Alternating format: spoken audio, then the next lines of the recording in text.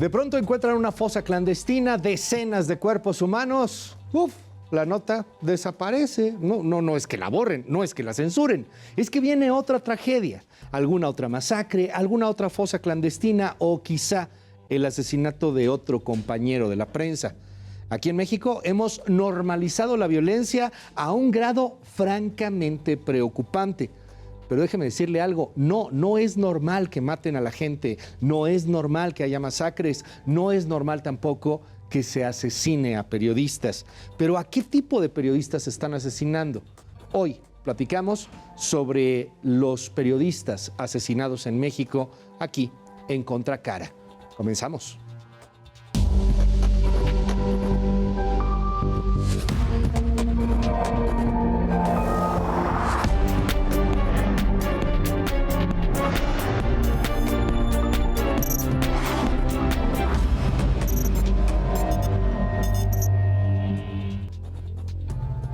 Bienvenidos a Heraldo Televisión, a Contracara. Yo me llamo Luis Cárdenas y no sabe el gusto, el privilegio de poderlo acompañar esta noche. El tema de hoy francamente es escabroso, francamente es lacerante, es doloroso. Vamos a hablar de los periodistas que han sido asesinados en el país y de la razón por la cual están matando a tantos periodistas. Vamos a quitarnos por un momento esta idea romántica del periodismo tipo Watergate, que tiene un secreto de Estado poderosísimo que puede hacer caer al presidente de la República o una cosa por el estilo. No. Vamos a ponernos en los zapatos de los compañeros periodistas locales, que son a los que están asesinando, de periodistas que al mismo tiempo también llegan a ser activistas o que tienen muchas otras ocupaciones además de su trabajo periodístico debido a la falta de apoyos en sus comunidades. Hoy vamos a platicar sobre este tema y quiero empezar recordando las palabras de un gran periodista que fue asesinado en el año 2017, el gran Javier Valdés. Escuche esto. He sido periodista estos 21 años y nunca antes lo he sufrido y gozado con tanta intensidad ni con tantos peligros. En Culiacán, Sinaloa, México, es un peligro estar vivo y hacer periodismo es caminar sobre una invisible línea marcada por los malos que están en el narcotráfico y en el gobierno, un piso filoso y lleno de explosivos. Esto se vive en casi todo el país. Uno debe cuidarse de todo y de todos y no parece haber opciones ni salvación y muchas veces no hay a quién acudir. Por eso es importante contar con familia y amigos, periodistas y medios como La Jornada, diario del que soy corresponsal, y el semanario Río 12, del que soy fundador. En mis libros, Mis Narco y Los Morros del Narco, de Editorial Aguilar, he contado la tragedia que vive México y que debe avergonzarnos. La niñez recordará esto como un tiempo de guerra. Tiene su ADN tatuado de balas y fusiles y sangre. Y esta es una forma de asesinar el mañana. Somos homicidas de nuestro propio futuro. Era Javier Valdés en 2011, hace más de 10 años. Bueno, de entrada estaba vivo, le digo que lo mataron en el 2017. Había recibido el Premio Internacional a la Libertad de Prensa del Comité de Protección a Periodistas. Estaba en Nueva York. Javier después escribió algo sobre el crimen organizado, concretamente sobre los chapos, sobre los chapitos. Una historia en torno a una fiesta. Javier tenía unas crónicas hermosas, maravillosas sobre el crimen organizado. Obviamente el contenido mueve, es doloroso, pero la crónica, la manera de hacerlo, pues era magistral, porque era directa. Se iba y mandaba a la basura la solemnidad. Javier era un gran tipo que cuando lo veías te daba un abrazo con un cariño sincero. Un tipo norteño, echado pa'lante, mirada de frente. Lo asesinaron el 15 de mayo de 2017. A la fecha no hay muchas investigaciones en torno al asunto. Se ha dicho que fue el Minilic quien lo mandó matar. Pero pues no hay nada, no hay más avances, no pasa de ahí. El problema es que no solamente es Javier Valdés, que escribió sobre un tema que atañe a una población, es decir, Sinaloa, y que por eso lo terminan por asesinar. Son cientos de personas, de seres humanos que son asesinados en este país. El presidente López Obrador dice que su gobierno protege periodistas, aunque los números, perdón, pero dicen otra cosa. Tenemos la obligación de proteger a todos los ciudadanos y a periodistas que son amenazados y desgraciadamente pierden la vida. Estamos trabajando en eso. Nos duelen mucho los casos de pérdida de vidas de periodistas. Cero impunidad. Todos los días estamos tratando estos temas en el Gabinete de Seguridad y se está mejorando el sistema de protección federal y lo vamos a seguir haciendo. Sin embargo, no es cierto que haya cero impunidad, lo digo con todo el respeto y no es un afán ni peyorativo, ni confrontación, ni nada de eso. No hay cero impunidad, hay 99% de impunidad. En este país alguien se roba algo y es muy difícil que acabe en la cárcel. En este país alguien viola a una mujer y es muy difícil que acabe en la cárcel. Comete un feminicidio y es muy difícil que acabe en la cárcel. Mata a un periodista y es muy difícil que acabe en la cárcel. Le quiero recomendar esta obra, de la cual vamos a platicar después de la pausa, Causa de muerte, cuestionar al poder, de la periodista Alejandra Ibarra, en donde analiza 4 casos en particular. Hay un hombre que fue asesinado, al parecer por reportar en su cuenta de Facebook que había un hoyo en la tierra, un socavón. Esto sucedió en Hidalgo. Hizo un live en su Facebook y terminó asesinado. Hay un policía que reportaba las fallas que había en una corporación estatal de policía y que exigía mejoras a su cuerpo de trabajo y lo terminaron matando también. ¿Qué nos pasa como sociedad cuando nos da igual tanta muerte, cuando nos da igual tanta tragedia? Estamos haciendo algo muy mal, ¿no cree? Espero sus comentarios en @LuisCárdenasMX, nuestras redes sociales. Esto es Heraldo Televisión, Contracara. Regreso con mucho más después de la pausa.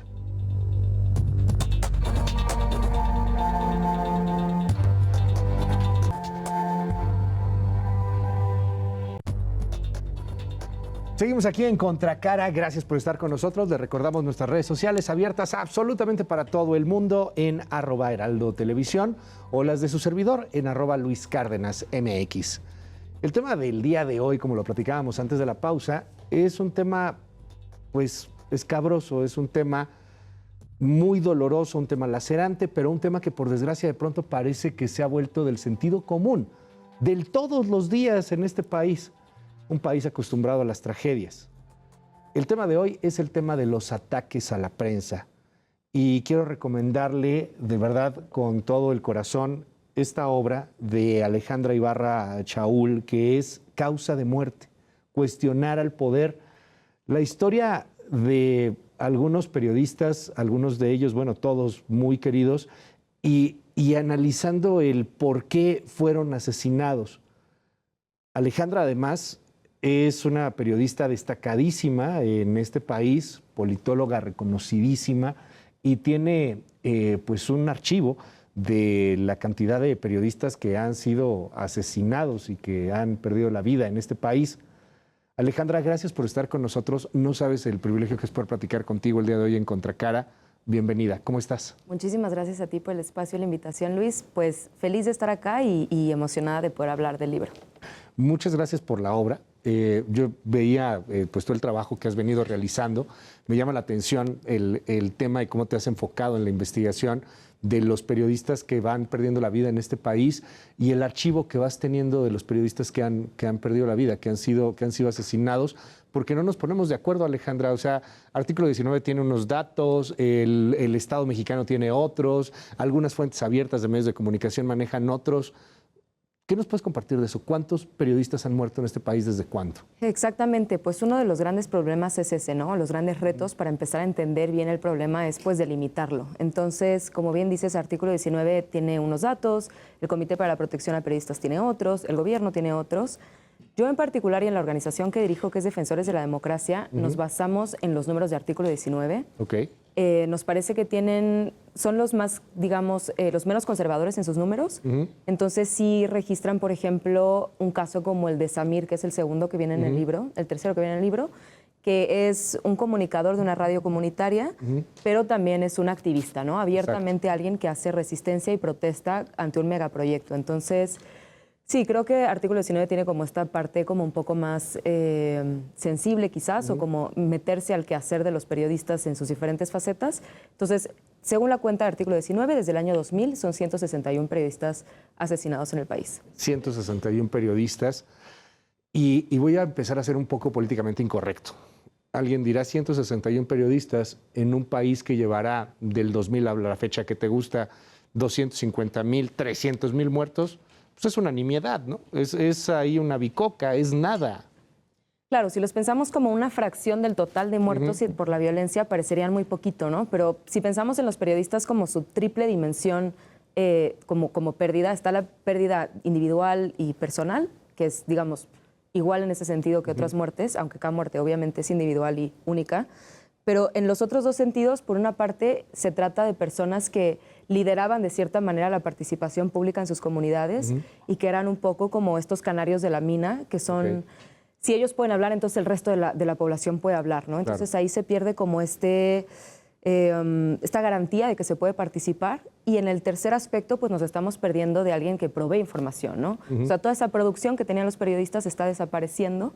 Entonces, a pesar de que, sí, en comparación con la enorme violencia del país, podría parecer un número pequeño, las implicaciones que tiene se replican y son como olas, ¿no? Algo que me toca de tu obra son los perfiles que manejas, porque estamos hablando de seres humanos que amaron, que vivieron, que se emocionaron, que lloraron, que cometieron cosas malas, que cometieron cosas buenas, como todos los seres humanos lo hacemos. Pero entender el papel del periodista es muy interesante, y en este país en donde somos bien cortoplacistas, en donde somos de mirada muy cortita, a veces nos cuesta trabajo. Nomás por dar un ejemplo, ahorita se me viene a la mente un Boris Johnson. Boris Johnson fue periodista, empezó siendo periodista y terminó siendo primer ministro británico, ¿no? El antecedente que hay, el próximo, bueno, no sé qué vaya a pasar en Argentina, pero tienes ahí un comunicador que, bueno, viene de economía, un ultraderecha, medio desquiciado, que se llama Javier Milei y que también puede llegar a ser presidente. O sea, el tema del periodismo, como lo quieren algunos ver, que se limita a un lector de noticias, pues es verlo de una manera muy cortoplacista. El periodista en sí mismo es un tipo que termina por ser activista de alguna u otra manera. Pensar en una objetividad, pues es pensar en ChatGPT, o sea, perdón, no somos así, tenemos corazón, tenemos sentimiento, tenemos emoción y tenemos posturas, o sea, porque somos seres humanos y eso es lo bello de esta carrera. Y tú los vas perfilando así, o sea, porque cada uno va teniendo un papel en la comunidad y va teniendo un papel importante en la voz que tiene para representar esta comunidad, por lo regular en contra de los poderosos.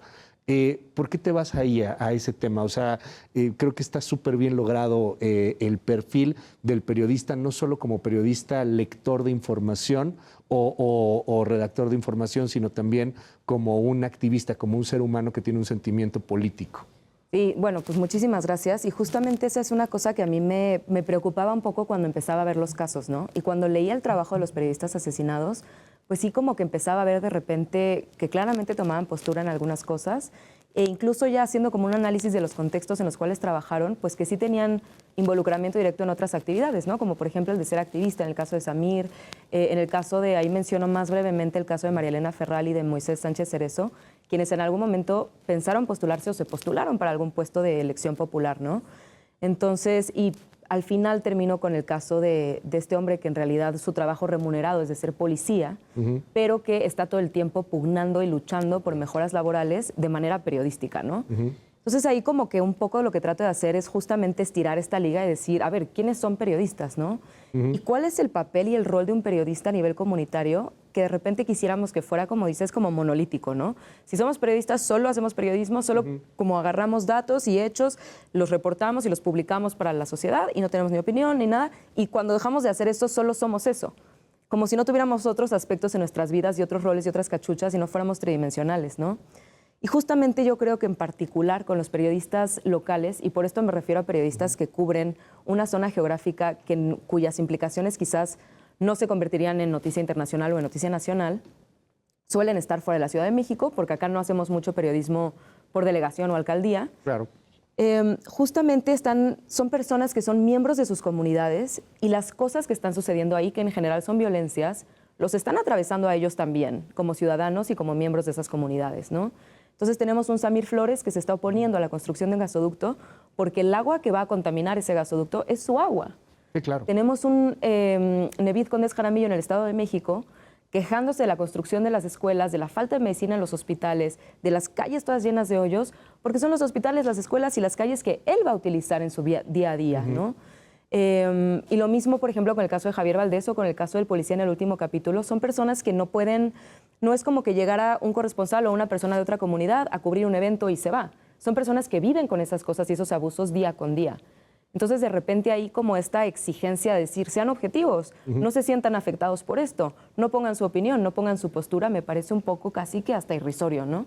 No, y además lo hacemos muy romantizado este trabajo del periodista famoso que sale en tele o que tiene cierta cobertura con un medio gigante de comunicación. Que lo narras también ahí en tu libro, ¿no? O sea, cuando comparas el tema de las series, por ejemplo, el House of Cards o esto que ha estado sucediendo con varios periodistas, en la romantización de, si alguien te filtra una información que puede poner en jaque todo el país. Bueno, sí, eso está interesante, pero siendo muy francos, y créeme que a mí me han querido linchar muchas veces por decir esto, los colegas que a veces se sienten extremadamente divas, cuando tienes la responsabilidad y el gran privilegio de estar frente a una cámara, con un micrófono, etcétera, es muy difícil que a un presentador le llegue a pasar algo, que realmente estés en contacto con algo muy directo. Y tú comienzas contándonos la historia de un señor que fue a grabar, hizo una transmisión en Facebook en vivo, de un hoyo, un socavón que había en Hidalgo, que termina yéndose a su departamento, se va a cenar tacos y al día siguiente termina muerto. Te propongo algo, ¿qué te parece si platicamos un poquito de cada uno de estos perfiles y empezamos con este perfil, con el primero, con el que empieza pues esta historia, con el que comienza ese libro? Me parece buenísimo. Sí, pues el primer caso que toco es el de Nevid Condes Jaramillo. Él trabajaba y vivía en Tejupilco de Hidalgo, que está en el sur del Estado de México. Y tenía su medio de comunicación en Facebook, donde él hacía videos, hacía reportajes y hacía muchos en vivos, ¿no? O sea, él salía y decía, estoy ahorita en el hospital y no hay medicamentos, ¿no? Estoy ahorita en la escuela. Y lo que hacía mucho también es que invitaba o incentivaba, movilizaba a la población a que también se expresara y también exigiera. Entonces, en sus videos es muy común ver a la gente que se empieza a congregar y que la propia gente empieza a exigir directamente, ¿no? Y justamente su último reportaje es este reportaje de como dices, un socavón, un hoyo enorme en el suelo, en uno de los caminos de una de las localidades ahí. Y él congrega a la gente de esa zona, de esa ranchería, y empieza a describir cómo es un hoyo enorme, que es un hoyo que no han atendido, que es un hoyo que puede causar accidentes, e invita a la gente a hablar, ¿no? Entonces la gente termina diciendo, nosotros ya fuimos a pedir a la alcaldía que lo arregle y no nos dan respuesta. Fuimos a pedir recursos y no nos dan respuesta. Nosotros ofrecemos poner la mano de obra siempre y cuando la alcaldía y el alcalde pongan los materiales. Y lo que hace Nevid al final es no solo invita a que haya toda esta participación y le da voz a la gente que está francamente ya frustrada, sino que además pues termina tomando esta postura un poco de hartazgo, ¿no? Y las líneas de ese video son decir, aquí lo tienen, está el bache, está la gente, está dispuesta, pues ahora sí que le ataron las manos al alcalde. Entonces, ese es su último reportaje. Y como bien dices, al día siguiente aparece su cuerpo muerto, lo asesinaron. Por arma blanca, ¿no? Lo acuchillaron. Exacto. Y los rumores, ¿no? De que empiezan a moverse en las redes, que empiezan a moverse en el WhatsApp, lo mataron feo, o sea, como tengan para que aprendan. Como también bien interesante como un método de control, ¿no? Se empieza a decir que está en WhatsApp, que hay video, que hay fotos. Oficialmente la noticia como más seria, dice que son 4 heridas y a través de redes sociales y de WhatsApp empieza a correr que hay más de 100 heridas, ¿no? Entonces sí creo que es una manera de a través de rumores pues infundir un poco este miedo, este control, esto es lo que puede pasar. Porque parte de ahí esta cuestión de causa de muerte, cuestionar el poder. Y pensamos, insisto, en esta romantización de irnos a el caso que puede simbrar el país, pero puede ser que no sea el caso que está simbrando el país. Es un bache con un mal manejo económico en donde algún alcalde o un funcionario de tercer, cuarto o quinto nivel se echó a la bolsa algunos cientos de miles de pesos. Y que en este país, con la impunidad del 99%, puede mandar matar al periodista y no pasa absolutamente nada, porque además ni periodista le van a decir, es facebookero. Claro, totalmente. Y justo creo que esta narrativa o esta idealización y romantización, como dices, la entiendo, pero creo que esa narrativa un poco nos aleja de una posible solución. Porque tenemos como esta idea de decir, bueno, pues ¿dónde están estos periodistas que están como consiguiendo documentos encriptados? O que están consiguiendo al whistleblower que les va a decir la verdad que nadie sabe, ¿no? Y de repente creemos que los homicidios suceden porque es un periodista que consiguió un pedazo de información, una evidencia o una clave contundente que nadie más tiene. Y entonces se le silencia para evitar que esa cosa salga a la luz. Y a la hora que uno se pone a ver los trabajos de los reporteros, los casos, los contextos, resulta que no necesita ser tan sofisticado o tan elaborado el periodismo para estar en un riesgo profundo. Y por el contrario, yo diría que es periodismo comunitario, cotidiano y diario, y que eso, lejos de hacerlo menos impresionante, menos importante, lo hace mucho más valioso. Es periodismo muy, además, curiosamente, de épocas antañas, casi que el génesis del periodismo como comienza difundiéndolo casi que juglar, ¿no? Lo que veo con este caso que sucede en Hidalgo, pero al mismo tiempo utilizando las nuevas herramientas como un llamado en Facebook, en donde estás transmitiendo el socavón, el hoyo, y llega la gente a reunirse ahí y a quejarse, y es que además el presidente municipal se está robando tal y tal y tal cosa, y eso afecta muchísimo a los presidentes municipales o a los gobiernos de ese nivel para pues, terminar con este asunto. Y esto pasó 2019, ¿no? Si no me equivoco. 19 de agosto de 2019. ¿Hay detenidos? No hay nada, no hay ningún avance, nada, ni siquiera nada, ¿no? Absolutamente nada. Y pues sí, es impresionante. Y también ahí un poco lo que menciono es que, y justamente ahora que mencionas tanto a los presidentes municipales y a las alcaldías, que suceden estos homicidios cuando hay un poco como de inestabilidad en el poder, ¿no? A ver. Y me preguntaban, ¿cómo significa que es las elecciones? O sea, el día que vamos a votar. Y no, o sea, es cuando se está determinando quién va a quedar o como candidato o quién va a quedar para la reelección. O en los casos de los alcaldes a veces, los 3 años de administración, pues son la campaña, ¿no? Sí, para claro. la reelección. Entonces, todo ese periodo, sobre todo con alcaldes, que es el caso de Nevid Condes Jaramillo, el alcalde que estaba en su municipio, que llega de manera bastante cuestionable o cuestionada, esos 3 años pues son su manera como de asentarse para buscar la reelección. Entonces, todo ese tiempo que tienes una piedrita en el zapato, diciendo esto está mal, la gente está harta, la gente quiere respuestas, pues es ese periodo donde él está tratando de asentarse, que es el particularmente peligroso, ¿no? Ahora, viene otro caso y no es que, ya me eché el programa, compre el libro, vale mucho la pena, de verdad, te clavas en el libro, te clavas en la lectura, porque es una lectura, además, muy amable con el lector, o sea, vas y te vas empapando de las historias de cada uno de estos personajes. Cuéntame el segundo, si no me equivoco, es Amir. Es Javier. Es Javier Valdés. Exacto. Sí, el segundo caso es el de Javier Valdés, pues este periodista muy reconocido a nivel nacional, definitivamente regional y también internacional. Y ese es un caso que a mí en lo particular me parece pues bien importante y creo que muy sensible también, en el cual Javier tiene, desde mi perspectiva, desde mi lectura de su obra, como 3 facetas, ¿no? Tiene su faceta de autor de libros, que es un reconocimiento nacional, internacional, uno de ellos incluso traducido al inglés. Tiene su faceta como corresponsal del periódico nacional La Jornada, donde es un periodista mucho más objetivo, donde es el dato, la información, esto es lo que tienen que saber sobre mi región y listo. Y tiene la faceta regional como cofundador del semanario Río 12, donde tiene un periodismo mucho más literario y mucho más involucrado, ¿no? Ahí en una parte de ese capítulo comento cómo incluso a grupos de familiares buscadoras del fuerte, él las bautiza, ¿no? Les dice, ustedes son las rastreadoras. Entonces ellas incluso en algún evento han mencionado cómo él pues las asesoraba, se involucraba. Entonces, desde mi lectura, la parte que a él pone en riesgo su vida es la parte de su periodismo local, ¿no? Entonces, en ese sentido, a pesar de ser un periodista un poco más profesional o como más reconocido que, por ejemplo, el del Facebookero, sí su periodismo a nivel local tiene muchas notas parecidas en el impacto, en este hartazgo con los poderosos que los dominan y en este involucramiento y un poco, como yo digo en el libro, como que se enloda un poco más, ¿no?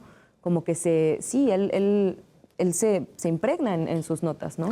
Y esto del impacto con los poderosos, porque entre las miles y miles de definiciones del periodismo hay una que a mí me ha gustado mucho y el periodista es testigo del poder. El poder sea el poder que sea. Y tienes al gobernador, al presidente municipal y al narco, que es lo que pasa en el Fuerte Sinaloa, que está ahí Choix, donde cayó el helicóptero que después de que detuvieron a Caro Quintero, ¿no? Hace relativamente poco, la tierra del Chapo Guzmán, en donde quien gobierna es el sicariato, donde quien gobierna es el cártel de Sinaloa. Recuerdo mucho estos libros de Javier Valdés, de testimonios de los sicarios jóvenes y cómo la vida y las circunstancias habían llevado a estos chavos a tener ese futuro, el futuro de ser un narco. Y él pues lo planteaba involucrándose con estos mismos personajes. No eran simplemente historias frías, era algo en lo cual él se involucraba totalmente. Me encanta que haces este asunto de comparar el texto de la misma nota de las marchas para defender al Chapo, fenómeno surreal en México, claro. que Javier en Río 12 lo dice con una crónica hermosa, y en la jornada pues, muy de pasó esto, muy objetivo, ¿no? Muy clarito, pero eso sí creo que nunca fue un divulgador de boletines oficiales. Sí, claro que no. O sea, un tipo que hacía su trabajo. Lo matan, era un perfil alto, era un tipo muy querido en los medios de comunicación. Y pues a varios años de su asesinato parece que no hay nada tampoco. Sí, es impresionante, ¿no? Justamente, y a la hora de ver el trabajo y este comparativo que mencionas, pues es bien bonito como ver justo cómo relata cuando se suelta más, ¿no? Y cuando es libre, totalmente libre. Exacto. Sí, cuando es su crónica. Es mi medio, es mi crónica y voy a decir lo que yo quiero. Es bellísimo. Que también es otra razón para escribir esto, ¿no? Porque de repente creo que conocemos a los periodistas asesinados como cifras, a veces como nombres, siempre como nombres de víctimas de homicidio y casi nunca a través de lo que nos dejaron, ¿no? Entonces sí es una manera como de acercar eso. Bueno, en su caso sí, efectivamente, al ser como el nivel de visibilidad que él tenía y el nivel de periodista que era, mucha gente creía que no le podría pasar algo así, ¿no? Parecía que le podía pasar a quienes tenían menos visibilidad, menos conexiones, menos redes. Y cuando sucede, pues es un shock, ¿no? Para el periodismo nacional. Y su caso, si bien sí hay detenidos materiales, que siempre es lo que pasa con los casos de periodistas en este país, o no se investigan en absoluto, como es el caso de Nevid Condés Jaramillo, sí, claro. O se investigan al grado que llegan a atrapar, a detener y en algunos casos a sentenciar al autor material, es decir, a quien jala el gatillo, a quien comete el homicidio, pero a lo que nunca se llega aquí es a la verdad, sí, que es el autor intelectual, ¿no? ¿Quién mandó matar a Javier? ¿Y por qué? ¿No? O sea, ¿quién dio la orden? Sí, claro. Y bueno, no hay autor intelectual, ¿no? Hay un presunto autor intelectual señalado por la FEADLE, la Fiscalía Especializada de Libertad de Expresión, que es el Minilic, que está en Estados Unidos, donde fue juzgado y cumplió una pena por tráfico de droga, no por el homicidio del periodista, y que ya terminó esa pena por colaboración con la Fiscalía estadounidense. Se esperaría que él regresara para enfrentar un proceso acá por la autoría intelectual del crimen, pero hasta ahora parece que no va a suceder. ¿Sigue como testigo protegido ahora o algo Parece así? que ya ¿no? es testigo protegido. Ahora porque a ti te toca además las coberturas tanto de Genaro García Luna como el Chapo Guzmán. Y es muy interesante este sistema gringo en el cual de pronto el gran capo que era súper perseguido, pues ahora es un ciudadano que quién sabe en qué país, en qué región de la Unión Americana vive, ¿no? Claro. Y con toda la protección y a veces hasta con toda la lana. Sí, no, luego pienso, digo, como me los imagino que dices, bueno, el que te está sirviendo el café o si vas a una tiendita o algo así, o el de las reparaciones, es que tal que es un testigo protegido, ¿no? Con otro nombre. Ya, ha de estar por ahí. Y curiosamente, de hecho, yo terminé cubriendo el juicio del Chapo porque había empezado a trabajar en el archivo. Entonces, trabajando en el archivo y contactando a Ismael de Río 12, le digo, oye, pues estoy buscando más información biográfica de Javier. E Ismael me dice, sí te la paso, pero cubre el juicio para nosotros. Ya. Y yo dije, qué locura, claro que sí. Cubrí el juicio para Río 12 y ahí el primer día de la primera audiencia de los argumentos de introducción, dice la defensa, vamos a hablar de un homicidio sucedido en 2017 de una persona muy relevante en Sinaloa que sucedió después de la extradición del Chapo. Y digo, es el asesinato de Javier. Me quedo a cubrir el juicio y todo es un poco redondo, ¿no? Era un tipo que se enfrenta al narco como poder y que, bueno, pues causa todo este revuelo y todo este dolor y a la fecha pues sigue pidiéndose porque se le haga justicia, pero hay otros que se enfrentan a situaciones muy concretas. El caso de este activista que pelea pues para que se protejan los derechos ambientales. O sea, algo sumamente concreto, ¿no? Sí. Y oye, es que es activista, no es periodista. Es que el periodista es activista, a final de cuentas. El activista también termina por ser periodista porque si no se difunde la información de lo que defiende, pues nadie lo va a apoyar. Es muy interesante lo que sucede con este perfil. Sí, es súper interesante y a la distancia y al ver las cosas que él decía y al escucharlo en entrevistas y al ver el poco trabajo suyo que queda además, porque eso hay que recalcar, que Samir trabajaba para una funda y trabaja para una radio comunitaria, no se graban esos programas o ellos no los grababan. Entonces acceder o lograr encontrar Eran en vivo rastros, y se acabó. Sí, fue muy difícil, ¿no? Claro. Sobre todo son entrevistas que le hicieron a él en su faceta de activista. Sí. Y sí, Samir, pues a la distancia, te digo, me parece alguien también, todos, muy admirable. Y él lo que hace es resistirse a la construcción de un gasoducto y a lo largo de su trabajo lo que se puede ver es que el gasoducto se empieza a construir sin que le avisen a la gente. Entonces él se empieza a dar cuenta, porque escucha en una reunión que se va a construir un gasoducto y se empieza a dar cuenta que ya se está construyendo y que ya están expropiando terrenos y que esto ya está en marcha. Entonces lo que hace primero es agarrar lo que llaman una radiobocina y agarra una bocina con un micrófono y va moviéndose en las calles diciendo como, oigan todos, ya se está construyendo este gasoducto, va a tener estas implicaciones, va a contaminar el agua, este es peligroso por esto y aquello, y se empieza a oponer primero así. Luego la comunidad se reúne para lograr reunir los fondos, crean ya la radio comunitaria con los requisitos que tiene que tener, con la antena, el transmisor, etcétera. Le llaman Radio a 1005. Sigue transmitiendo desde ahí y también hacían cosas como poner carteles, informar de otras maneras. Y él en su faceta activista incluso protesta, ¿no? O sea, dice, vamos a organizar una marcha y nos vamos a plantar ahí para que no empiece la construcción. Entonces todo el tiempo es esta como dualidad que, como bien dices, a mí me parece muy completa, o sea, es parte de una misma persona. Entonces sí, él a través de la radio estaba todo el tiempo informando y a la vez resistiendo. ¿Y lo matan cómo? ¿Cuándo? Bueno, la construcción llevaba ya muchos años, desde 2010 se empieza a planear, pasa 3 sexenios, bueno, se empieza en el sexenio de Calderón, todo el sexenio de Peña Nieto, llega Andrés Manuel López Obrador y dice, le vamos a seguir dando, o sea, vamos adelante con ese proyecto, Integral Morelos, y en esta onda como de las consultas, dice Andrés Manuel López Obrador, vamos a hacer una consulta para que veamos si la población realmente se opone. Aunque él, ¿no? como candidato estuvo en contra de la Constitución. En contra, que es bien curioso, ¿no? Sí, sí, o sea, cambió radicalmente cuando llegó a ser presidente. No, incluso los vilipendia un poco, ¿no? Dice, como esta gente que se está oponiendo, no me acuerdo cómo lo frasea, pero está acá en el libro, y es profundamente insultante, ¿no? No, son de los primeros conservadores, si no me equivoco, Exacto. les llama así. Exacto. Porque aquí viene este fenómeno muy interesante, y no es nada pro PG contra PG, solamente ponernos en el contexto histórico, narrado, ¿no? Era un 2019, si no me equivoco, cuando matan a Samir. López Obrador tenía un 80-70% de popularidad. Presidente, vamos, en su luna de miel, una luna de miel que creo duró bastante tiempo. Y los medios que empezaban a reportar esto, yo recuerdo haber platicado con gente relativa al asesinato también, empezaban a ser tildados de conservadores y además cuando decía eso ya está muy sospechoso, este cuate estaba en contra de la construcción de este gasoducto, es un activista defensor del medio ambiente y lo matan y el presidente, bueno, te condenaban, te cancelaban y decían que eras parte de la mafia del poder. Muy interesante, que creo que este es uno de los casos que va perdiendo muchísimo foco debido a que el presidente decide quitarle el foco, decide decir lo mataron por otra cosa y se acabó y no es cierto, ¿no? Y son conservadores, son traidores. No, totalmente. Y ahorita el caso ni siquiera es considerado como un caso por libertad de expresión. Sí, claro. Lo cual es ridículo, ¿no?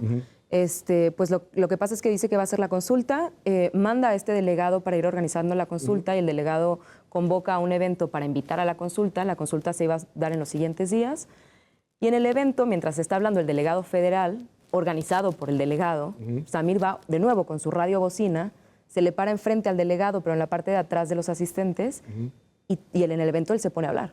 Y empieza a decir, esto no lo podemos permitir, es extracción de recursos, son empresas extranjeras que se van a quedar con nuestra agua. Se empieza a oponer y empieza a resistir, informando sobre el megaproyecto, retando directamente al delegado, que está ahí para convencer de que voten, Son ¿no? los metros.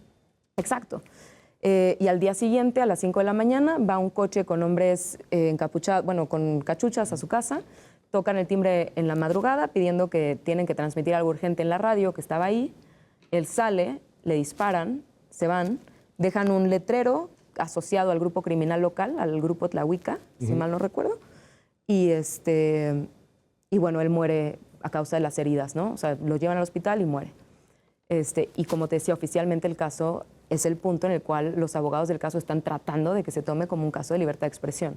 Hoy día es un homicidio del fuero común o cómo lo están tratando. Es un homicidio al principio relacionado con grupos criminales y ahorita un poco pues ahí pendiente y viendo como que está asociado con este grupo criminal.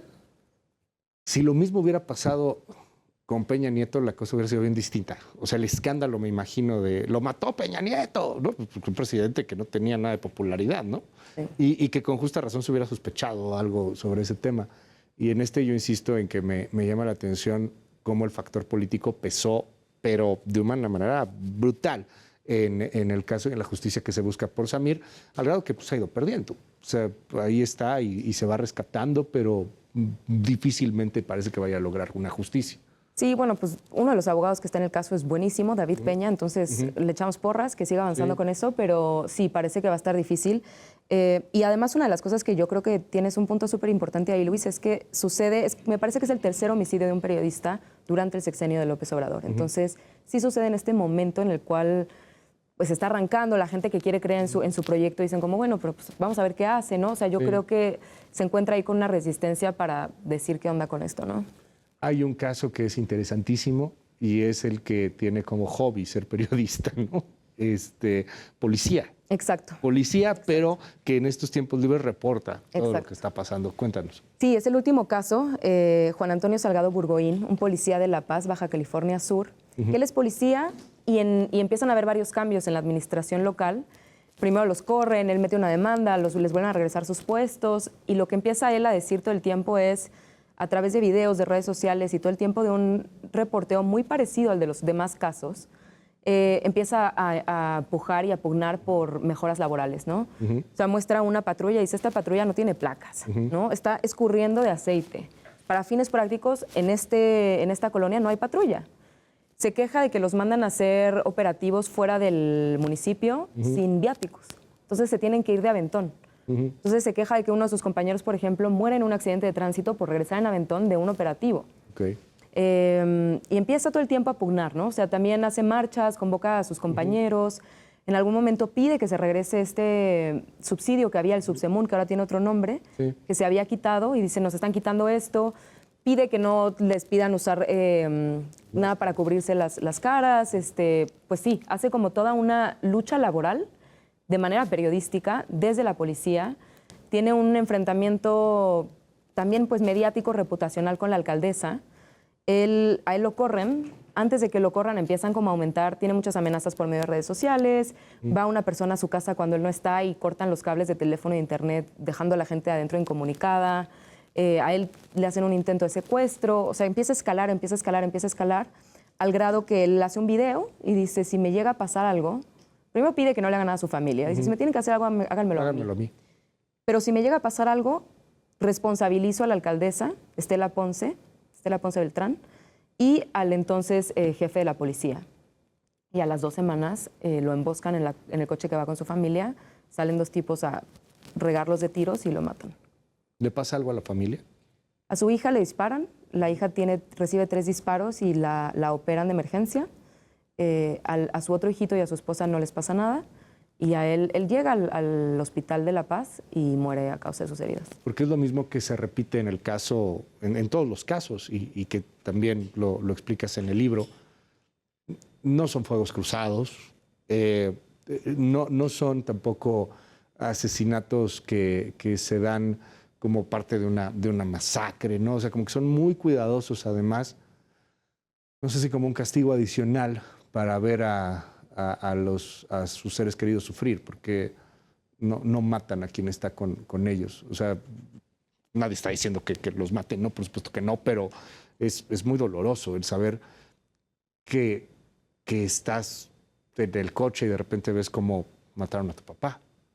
Directito, o sea, son específicos, directos, no es parte de, insisto, de estos daños colaterales, como en algún momento los llamó Calderón. No, totalmente. O sea, es muy evidente que es un blanco muy específico, que es una tarea a completar muy específica, y lo que es, digamos, adicionalmente cruel, además de quitar la vida, si es que eso puede existir, es justamente hacerlo enfrente de seres queridos, de gente cercana, de sus hijos, que bueno, pues las implicaciones yo no me atrevería a decir cuáles son, pero uno se puede imaginar que debe ser espantoso, ¿no?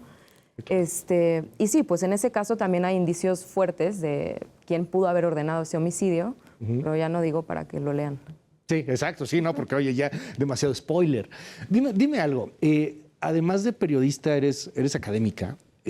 Bueno, tienes una formación académica impresionante, has tenido reconocimientos de universidades muy prestigiosas en varias partes del mundo, y de ahí que yo quiero preguntarte, no es algo normal. O sea, estamos viendo cosas que pasan en Siria, cosas que están pasando en Ucrania, que hay una guerra allá, y aquí en México pues no es algo normal, y el nivel de impunidad es tal que pareciera que se nos va haciendo algo muy normal.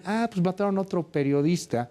Recuerdo cuando el caso de las mujeres asesinadas en Juárez. ¿Por qué las asesinan? Pues porque las pueden asesinar. Porque puedes matar a una mujer y no va a pasar absolutamente nada. Esto de que había un asesino serial generalizado. O sea, a ver, es que puedes hacerlo. ¿Por qué no nos preocupa tanto? Te quiero preguntar, Alejandra. O sea, ¿por qué algo similar que ocurriera en Colombia, por ejemplo, generó que la gente saliera a la calle, no porque mataban solo periodistas, sino porque secuestraban periodistas, sí, pero también empresarios, pero también había bombas, no sé. Creo que ya hemos superado muchos terrores y la sociedad, lejos de escandalizarse, parece resignada a aceptarlo. No, totalmente, totalmente. Y qué buena analogía haces con lo de Juárez, porque una de mis dudas o mis inquietudes más fuertes a lo largo de los años es esa, es decir, justo como lo de Juárez, que se quería creer como, pues es un asesino serial loco que va por todas. Acá un poco lo que yo decía es, a ver, pues no tenemos una dictadura que está pasando leyes para como lo que está pasando en Nicaragua, en El Salvador, ¿no? O sea, no hay como esta línea centralizada de censura. No estamos en una guerra. No es una cosa sistematizada, pero sí es sistémico. O sea, sí siguen matando y siguen matando y siguen matando periodistas, ¿no? Tiene que haber una manera de entender esto, tiene que haber alguna manera de ordenar este caos. Era como un poco, es lo que me mueve a seguir haciendo esto, ¿no? Desde hace unos 5 o 6 años. Y un poco lo que yo creo que nos falta para poder indignarnos y para poder realmente sacudirnos, y es mi apuesta, es que no entendemos muy bien quiénes son estos periodistas y qué es esa cosa que hacen que tanto molesta. Entonces, si seguimos creyendo como, no, pues es que son los periodistas de investigación súper especializados, de repente quizás incluso como población decimos, bueno, pues no se conoció ese documento del desfalco de dinero de ese empresario en particular, pues ni modo. Pero si entendemos que realmente es el periodismo cotidiano, diario, comunitario, la información que necesitamos todos para operar, y no solo eso, la gente que nos invita y nos anima a participar también en la cosa pública, si ese es el periodismo que están callando y castigando y deshaciendo, entonces quizás sí nos debería estar preocupando, o sea, todos nos deberían de preocupar, pero quizás así entenderíamos de manera más clara y más visceral que es una cosa que le está tocando a los periodistas ciudadanos locales y como muy vocales, porque son los primeros en levantar la voz en ese sentido, pero que en realidad es algo que nos está afectando a todos. Nos están afectando a todos la capacidad de decir, esto no. Me encanta el término, ¿no? O sea, es que es un periodista ciudadano y al final de cuentas es local. O sea, empezamos con esta historia del socavón. Exactamente. Es un socavón, o sea, es un hoyo que está en la tierra. Estás viendo el desastre que hay ahí, te afecta a todos, a la comunidad le afecta. Llegó alguien que se atrevió a denunciarlo y que tiene su Facebook y hace ahí cosas porque pues así se vive, se mueve en este país. Lo terminan matando. A ver, claro que hay una bronca, pero lejos de que venga una indignación nacional, a lo mejor porque estamos tan acostumbrados a las tragedias, pues no sé si lo que haya es más bien un temor en la comunidad. A ver quién es el siguiente que se atreva a denunciar un socavón, o a ver quién es el otro policía. La historia del policía a mí me tenías así como clavadísimo, porque es un policía que está reportando. ¿Qué más te va a interesar a ti como sociedad que veas lo fregado que tienen las patrullas? ¿Y quién te lo está reportando? El policía, ¿no? O sea, está increíble el tema. Y cuando lo matan, pues a ver quién es el siguiente policía que se atreve a hacer esto. Y una sociedad que, perdón, pero pues tampoco está jalando, ¿eh? Claro, claro. Está Y apoyando. por eso creo que, o lo que propongo es que justamente ese es el propósito de matarlos, ¿no? O sea, acallar o acabar con este inicio o esta fuerza, que además algo que sucede y que yo creo que está sucediendo en otros lugares del país mientras estamos hablando, es que cuando estos periodistas locales y ciudadanos levantan la voz y empiezan a reportar y empiezan a publicar todas estas cosas, sí generan un movimiento. O sea, sí generan gente que se suma a sus videos y dicen, oye, sí, alcalde, ¿por qué no estás arreglando esto? O que van a la escuela y dicen, sí, a nosotros nos habías prometido esto, bien que querías nuestro voto, pues ahora, ¿por qué no nos arreglas la escuela, no? Otros policías que se unieron para exigir sus derechos laborales. O sea, sí tienes un Samir que sí acuerpó y agrupó y fundaron la radio comunitaria y había más gente oponiéndose, ¿no? Entonces yo creo que pasa algo muy bonito y muy bello y muy inspirador, que es que sí mueven a la población y sí logran sacudir a la gente y decir, sí vamos a exigir nosotros también lo que queremos, ¿no? Ahora, a ellos los han asesinado y creo que hay que acercarnos a su trabajo, conocerlos y entender este problema. Pero yo no dudo que en otros lugares, en otros municipios del país, estén ahorita habiendo otros periodistas ciudadanos, otros reporteros locales haciendo lo mismo. Y a mí eso me emociona mucho. Claro. Y cierro preguntándote esto también, pues a final de cuentas, como estudiosa de todos estos fenómenos y del periodismo en sí mismo. Hay algo que creo que no acabamos de entender. Las reglas del juego han cambiado. O sea, las cosas están cambiando. Hay un rechazo de confianza a los medios de comunicación tradicionales. A los periodistas de tele, de radio, de periódico tradicional, la mayoría nos detesta. Y sale el presidente a decirnos chayoteros, pues la verdad es que sí hay muchos o hubo muchos, pues sí hay. O sea, y nos la pasamos platicando para el poder y todo hablando del poder. Y nos estamos alejando de las audiencias o nos alejamos ya muy cañón de nuestras audiencias. A lo mejor tendríamos que retomar algo así. O sea, estos fenómenos que se están dando están muy ejemplares. O sea, muy en torno a que creo que los que nos dedicamos a los medios, de entrada es lectura obligada para entender hacia dónde tendríamos que empezar a poner el foco, ¿no? Sí, muchas gracias. Pues justo yo creo que este tipo de periodismo es el periodismo de alguna manera como más puro, ¿no? Sí, claro. O sea, como este vínculo directo de decir, esto está pasando, participen, acá está el responsable, es lo que es el periodismo, ¿no? Entonces, sí, a mí eso me encanta. A mí me gustaría en algún momento igual hacer periodismo local. Yo he pensado como, pues no sé, en la delegación en la que vivo, o sea, como hacer algo muy, geográficamente cercano. Creo que sí hay que hacer eso, acercarnos a nuestras audiencias. Creo que también la violencia viene dependiendo de cuál es la audiencia de los periodistas y dónde está haciendo esa afectación de la reputación del poderoso. Y bueno, también es una crisis mundial, ¿no? O sea, fake news, desinformación, una atomización de cantidad de información que luego también como audiencias es, pues, ¿qué noticiero veo? ¿Qué periódico leo? ¿Qué red social? Sirve, ¿no? O sea, ¿de qué me sirve saber que se están peleando las corcholetas? Sí, o sea, ¿no? eso, de repente se siente eso, lejano, ¿no? Totalmente a mí me da o no me da, o que hay una crisis financiera, me ayuda, no me ayuda, el aguacate sigue estando muy caro. A lo mejor ya cuando nos ponemos a ver qué tiene que ver por el crimen organizado en Michoacán, pues a lo mejor la cosa puede cambiar. Pero sí estamos bien alejados de las audiencias. Sí, pues puede resultar bien abrumador también, ¿no? O sea, no solo son problemas enormes de lo que sentimos que no tenemos ninguna injerencia, sino que son muchísimas fuentes de información y de repente es como, ¿para dónde me muevo, no? Claro. Pero si son cosas que están pasando en tu colonia, oye, los cables, ¿no? Que ahora hay una campaña de arreglo de cables. No sé, creo que de repente esas cosas sí pueden involucrarnos más. Alejandra, gracias por estar con nosotros hoy aquí en Contracara. Está disponible Causa de Muerte, cuestionar al poder. Encuéntrelo en todas las librerías, está en versión digital también, en Kindle. Está